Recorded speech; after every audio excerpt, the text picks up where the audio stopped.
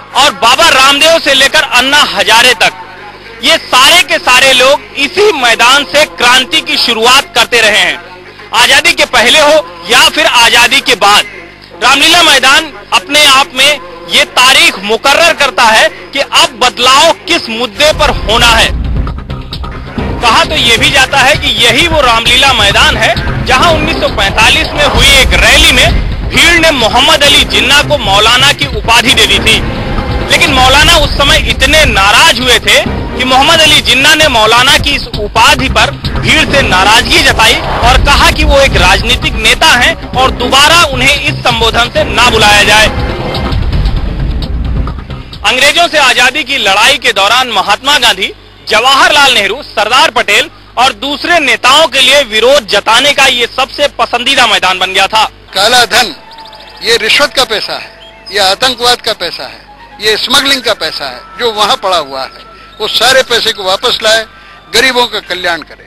वैदिक जी, आप तमाम आंदोलन से जुड़े रहे हैं, वरिष्ठ पत्रकार भी हैं आप।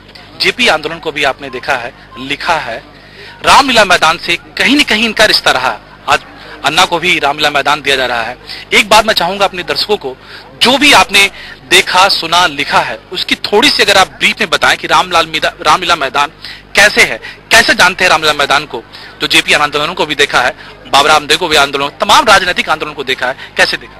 रामलीला मैदान में पहली बार मैं सन 1957 में आया था, आज से 54 साल पहले।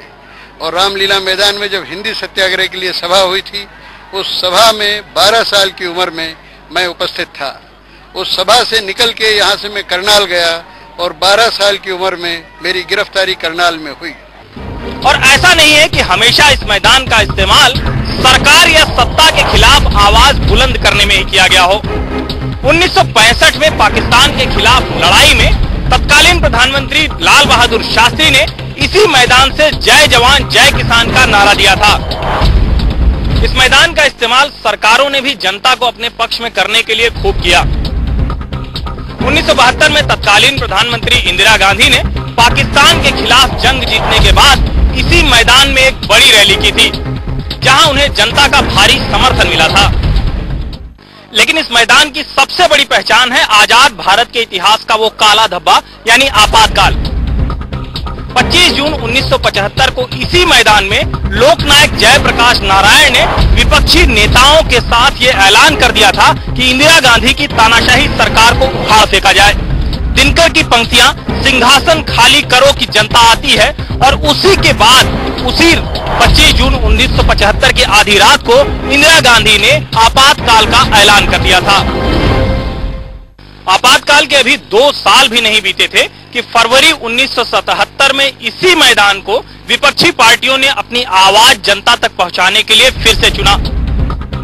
बाबू जगजीवन राम के नेतृत्व में कांग्रेस छोड़कर आए मोरारजी देसाई, चौधरी चरण सिंह और चंद्रशेखर के साथ जनसंघ के नेता अटल बिहारी वाजपेयी इसी मैदान के मंच पर एक साथ नजर आए। 80 और 90 के दशक में रामलीला मैदान की जगह विरोध प्रदर्शनों के लिए बोट क्लब ने ले ली।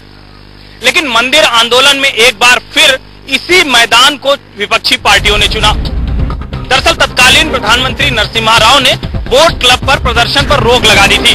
इसके बाद भारतीय जनता पार्टी ने इसी मैदान में मंदिर आंदोलन के लिए सबसे बड़ी रैली की थी।